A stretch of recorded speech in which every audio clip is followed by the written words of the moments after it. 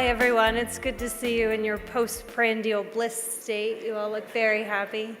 It's a great honor to be here with you at this meeting, and I'm going to be presenting some of the data that Dr. Eldridge set up for me so kindly this morning. So here are my conflicts of interest. I think it comes as no surprise to anyone that the FITS data is sponsored by Nestle, and I am a contractor for RTI International who helps facilitate that. So those are my conflicts of interest, in addition to being the mom of 3, so I'm really passionate about this topic and have a lot of my own anecdotes that I'll try not to share with you. So I'm going to, in the next 25 minutes, try to give you the highlights of 7 papers that are going to be coming out in the Journal of Nutrition in the next couple of weeks. And so the number of people listed on this slide are the major authors of those papers and have put in a tremendous amount of work. So I'm simply representing only a portion of the data that is going to be coming out of this study. But it's been a tremendous experience for me to be part of this team and to be part of the Nestle family. I think yesterday we spent a lot of time talking about the importance of early feeding practices, so I'm not going to belabor that point with you today, other than to note that it's really critical that we understand the nutrient and food exposures of our youngest infants. And in the United States, this is particularly salient because for the first time in 35 years, the dietary guidelines for Americans are going to have recommendations for children in the B to 24 group. That's birth to 24 months. So in the history of dietary guidelines, it's always been for children 2 and over. So FITS is coming in at this perfect time in our national policy landscape to inform some of those decisions. So this is a graphic of what Dr. Eldridge was talking to you today about the dietary data. Sorry, I'm getting confused, and I promised I wouldn't. Okay. Usual intakes. So this is a nutrient intake distribution, and that's in red, and you'll see it's wide. And so why we collect the replicate is to estimate within-person variation to shrink the tails of this distribution. And why that's important is because when we look at the tails of the distribution, so who's not getting enough and who might be getting too much, this increases our precision of those estimates. Not only do we want usual intake, but we also want total usual intake. And by total, I mean inclusive of foods, beverages, and dietary supplements. And that's particularly important in the United States because we have a rather high percentage of infants and children who are taking nutrient-containing dietary supplements. And you'll see that highlighted on this slide. So what I'm going to present to you today are usual intakes and compliance with the dietary reference intakes. And those are the standards in the United States and Canada. So I thought I would just take a moment to go over the acronyms that I will be using throughout the talk. The EAR, the estimated average requirement, is the benchmark for group-level analysis. The RDA, which is 2 standard deviations above the EAR, is what we use for an individual target. So for our purposes today, intakes below the EAR are likely inadequate. Intakes above the UL, or the upper tolerable intake level, increase the risk for harm. So those are the people that we would be worried maybe having too much of a certain nutrient. But what's of particular concern in infants, we don't have a lot of estimated average requirements or ULs. We have what's called an adequate intake, an AI, and you'll see that on this graph with question marks surrounding it because we don't have a lot of data to know whether intakes below that are at risk, so we can only estimate the prevalence above an adequate intake. So it's a bit tricky to kind of wrap your mind around below the EAR is at risk, and above the AI is likely okay, and above the UL is at risk for harm. So just wanted to go over those briefly with you. So in addition to the nutrient intake estimates, we're also going to be looking at food group intakes, and those are coming from one of the 24-hour recalls, as well as some information on breastfeeding practices. We'll also be looking at data that is inclusive of children in the WIC program. That's the Women, Infants, and Children's program. This is a federal food program in the U.S.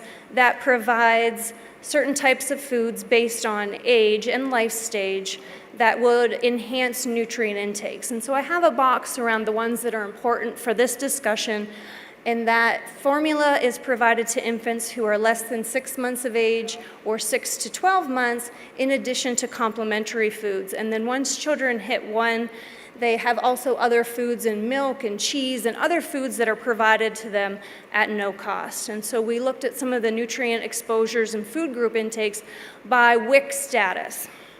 By status, I mean whether or not people are participating in the program. Okay, so let's just dive right into the data. I feel like I should have had some running shoes on because I have so many slides, I have so much data, and I'm so excited about it. So just keep with me if I'm going too fast, like make a sign or, somebody scream or do something. But I'm so excited to share this with you. So it's no surprise to anyone, energy intakes increase with age to meet the demands for growth and development. And in this slide, I'm simply showing you how those calories are distributed from macronutrients. And the major important finding on this slide is that the percent of energy from fat is higher in children less than 12 months of age. But once children are 1, it's very robust how stable the estimates are for the percent of energy from these macronutrients. Now we're looking at the mean intake of dietary fiber. And so the recommendation is for 19 grams, and the numbers that are within each of those bars represent the number of children who are exceeding the AI. So the very small percent of children are having the recommended intake of fiber, and we saw that earlier in some of the other countries, and I think that will be a theme that we continue to discuss. This is showing you mean sodium intakes, also increasing with age, and highlighted above the 12 months and older are the percent of children exceeding the upper level for sodium. So you'll see that it's 75% in 36 to 48-month-year-olds. Interestingly, sodium intake was higher among lower income children, and that was regardless of WIC participation status. So we have 3 categories of participation status: low-income children who are participating in the program, low-income children who qualify for the program but are not participating, and then children who are ineligible because they have higher incomes. So those are the 3 bars that I'm showing you there, and by the different age groups. But the take-home message here is that there was higher sodium intakes among children who had lower incomes. This is showing you the potassium intakes across aging, and again, the numbers above that are showing you the percent of children who are exceeding the adequate intake. So in in infants less than 12 months of age, you'll see about 90%, but once children hit 12 months of age, very few are meeting the potassium recommendations. Okay, so I'm going to show you a different slide setup here. Now we're looking at iron. And this, I feel like I really want this to work, but it's not happening for me. Oh, you can see it? I can't see it. Okay, awesome. So percent less than the EAR. So these are children who are at risk. So 1 in 5 children 6 to 12 months of age is at risk for iron inadequacy. And there's a higher requirement here in this age group. You'll see that it goes from about 7 to 3. Nevertheless, intakes are still at risk in about 20% of children. So supplement use with iron is very low, but here are the mean intakes among those children. So very few children are taking supplemental iron, but among those who are, you can see where that falls relative to the EAR. And this is a really interesting finding. So children who participate in the WIC program are less likely to be iron deficient. Does anyone want to guess why? Well, children who are in the WIC program are also more likely to be formula fed. So they are having greater exposure to iron from the formula. But that isn't to say that they're more at risk. We're looking simply at dietary estimates here. We're not looking at biomarkers. So the iron from breast milk is very bioavailable. So while there is less iron in breast milk than in formula, we can't really make any recommendations or take-home messages about iron status. But nevertheless, this is an important consideration because one of the goals of WIC is to provide iron-rich complementary foods. So essentially, WIC is working here for those children. Now we're looking at vitamin D, and again, this is in the infant group where we don't have an EAR. So we're looking at the percent greater than the adequate intake. And less than a quarter of infants are meeting the vitamin D requirements. But similar to the story with iron, because of the fortification in infant formula, WIC infants are less likely to be at risk for vitamin D intakes.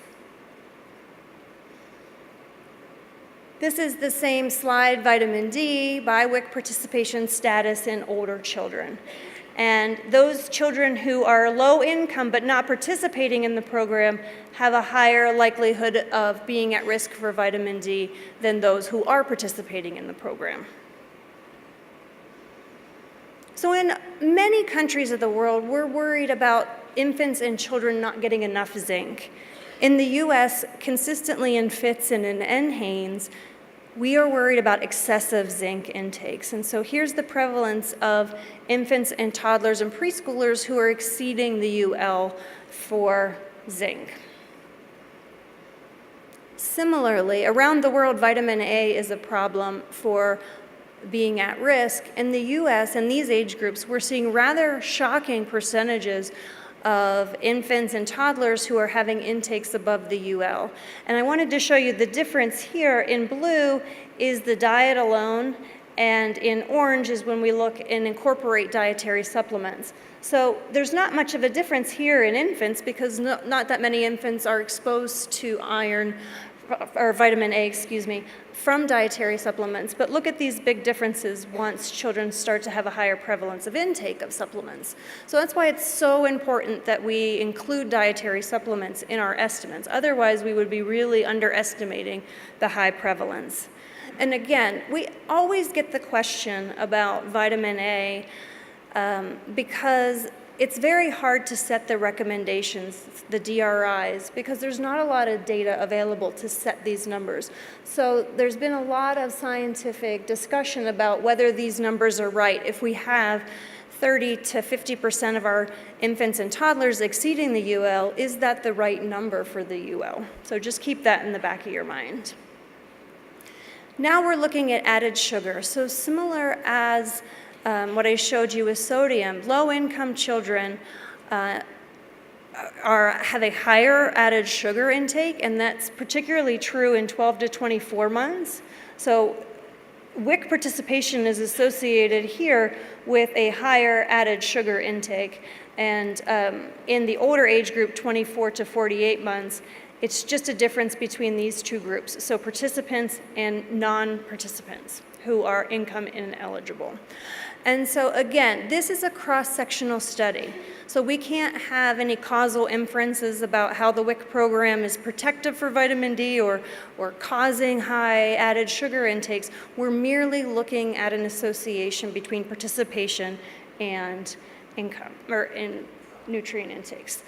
So do you remember this story from when you were little about Goldilocks? My soup is too hot, my soup is too cold. So I threw so many bar charts at you and numbers. I just wanted to give you some take-home messages from this portion.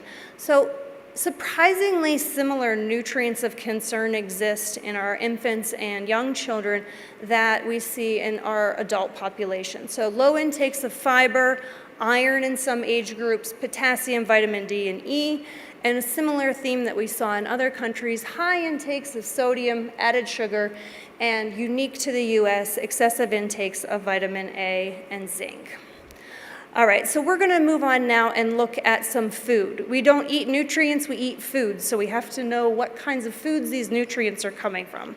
So first up, let's look at infants and toddlers. First, what I want to show you is how dietary diversity changes with aging, as you would imagine, and that it's almost a perfect pie right here with representation from all of the major food categories by age 12 months. In this slide, I'm showing you the prevalence of infants who are consuming any breast milk. In the next slide, I'll show you exclusive breast milk consumption. But we'll see that in both categories, we're falling short of the Healthy People 2020 goal. So we really have lower rates of breast milk exposure, even though it's partial feed here, and important race differences in that non-Hispanic Blacks are the least likely to provide any breast milk to their infants. So in this slide is the exclusive breastfeeding, and you'll see, again, this is taking the 0 to 6 month age category and disaggregating it to get a little bit more granular on those prevalence estimates, but nevertheless, that neither of those two age groups were meeting the Healthy People 2020 recommendations. We're looking here at children who are 6 months of age and younger at the introduction of complementary foods. And as we've discussed, the recommendations start at about 6 months of age. And what's interesting from this data and some previous data is that children who are formula fed are more likely to have early introduction of complementary foods. I'm going to show you the major foods that are consumed at this age group. And the first one I'm showing you here in this bar chart is the prevalence of fruit intake. So you see it's quite robust after about 6 months of age, with about 70 to 80% of children consuming any fruit on a given day. Similar estimates, but slightly lower for vegetables. But when we look at sweets and sugar-sweetened beverages, you'll see that that equals the consumption of fruits and vegetables across all age groups. And we talked about iron earlier as being a nutrient of concern in 6 to 12-month-olds. I wanted to show you here the consumption of those iron-rich foods. So infant cereal, baby food meats, and meat. And you'll see that about half of infants are consuming infant cereal, with much lower prevalence for consumption of baby food meats or other types of meats. And what's interesting, and I don't have on this slide, is we've seen the increase in breastfeeding across 3 iterations of FITS, but we've also seen a decrease in infant cereal. And infant cereal is an important source of iron. So we're seeing this upward trajectory in breastfeeding and a lower rate of introduction of these iron-rich foods. This is looking at the incorporation of those iron-rich foods by WIC participation status, and you'll see that WIC participants are on par with higher income in terms of consuming iron cereal, and that this is the low income but not participating, and they have a significantly lower intake of iron-rich cereal. And again, the WIC package does provide the infant cereal. So to summarize that portion, we've seen breastfeeding practices have improved, but still fall woefully short of our authoritative recommendations. Early introduction of complementary foods is associated with formula feeding. We have a lower consumption of iron-rich foods, which may be contributing to those at-risk intakes of iron in the 6 to 12-month age group. And while we have substantial numbers of infants that are consuming fruits and vegetables, still an alarming rate, 20 to 25% not consuming a fruit or vegetable on any given day. So now we're going to move to our last age group, children 2 to 4 years of age. So similar to younger children, a variety of foods are consumed within this age group, and that's probably not of any surprise to you. And as Dr. Eldridge pointed out, within these major food groups, there are also all of these minor food groups. So for the slides that I'm going to show you in this age group, when we're looking to the left of the bar, this is the major food group, and then these are the minor food groups that are comprised within this. So the take-home message is across the top for all of these slides that about 20% of children 2 to 4 don't consume cow's milk on a given day. All children are consuming grains, so 95% of children are consuming grains, but only 40% are not consuming any whole grains. And we don't have any recommendations at this time for how much whole grains should be consumed in these age groups, but still, with the low intakes of fiber, we would want to see more whole grains and less refined grains. So this is just showing you vegetable consumption by 2 different age groups. And you'll see about 25%, regardless of age, did not consume a vegetable on any given day.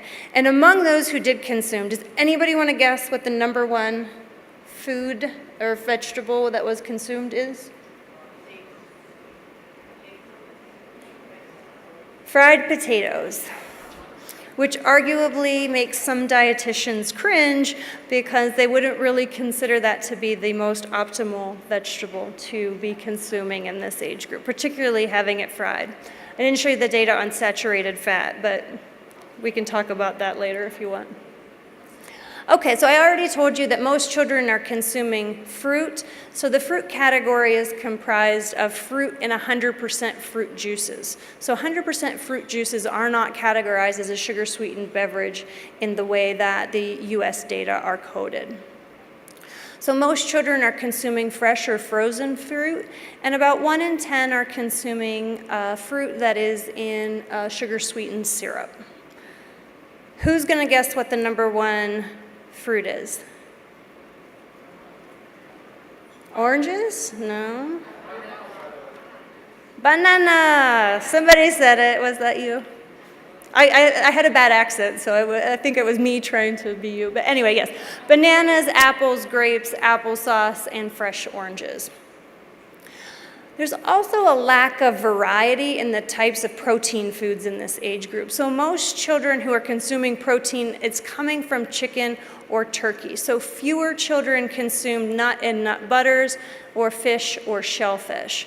And about 1 in 3 children had processed meat on any given day. So what I mean by that is hot dogs, cold cuts, bacon, or sausage, which may be contributors to those excessive intakes of sodium that we saw in this age group. So looking at the category of sweetened and sugar-sweetened beverages, that's what SSB is, sugar-sweetened beverages. So as I told you earlier, 90% of children are consuming that on any given day, and about half are coming from these sugar-sweetened beverages. And so mainly that is coming in the form of fruit-flavored drinks. We don't have the colas and sodas that are as high as in other countries that we'll be discussing today. So it's mainly coming from fruit-flavored drinks. Okay. About 1 in 4 are not consuming any vegetables or whole fruits. So that's something that we can work on. In 2 to 4-year-olds, we need more variety in vegetables, and we talked about fried potatoes being the chief intake among both age groups, and we need more varieties of protein. So certainly there could be improvement in fish, shellfish, legumes, nuts, and seeds. 90% are consuming sweetened beverages, sweetened bakery items like cookies and brownies on any given day, and that's inclusive of savory snacks. So I'm almost perfectly on time, and I have 2 more slides because I talk fast and I gave you so much data, so I'm going to break it down in my 1 minute that I have left. 2 slides, bear with me. Vitamin D, E, potassium, and fiber were low in all age groups, so birth to 48 months, that was a consistent theme. Infants 0 to 12 months largely had nutrient-adequate diets other than those listed above, with the exception of iron in 6 to 12 months of age. And I talked about the difference between iron estimates in breastfed and formula-fed infants, and we could talk about that in the question and answer period. However, at 12 months, when infants transition to primarily table foods, that's where we see deleterious changes in nutrient intake starting to occur, with high intakes of sodium and added sugar being of concern in all age groups, but especially among lower income children and participants in WIC. If we followed these few simple messages, we would enhance the nutrient intakes of our youngest children in the US. We need to increase exclusive breastfeeding rates, fruit and vegetable and whole grain consumption, if increased, would enhance fiber, and we need to reduce sugar-sweetened beverages, desserts, and sweetened savory snacks. So thank you very much for bearing with me. And here's some pictures of my university. Nobody knows where Indiana is. It's right in the middle of the country, and we have arguably the scariest mascot of all time. This is Purdue Pete. He's a Boilermaker, which nobody even knows what that is, but this is where I'm from, so I thought I would show you some pictures. And then we'll take some questions when we have the panel, but thank you for your time and attention.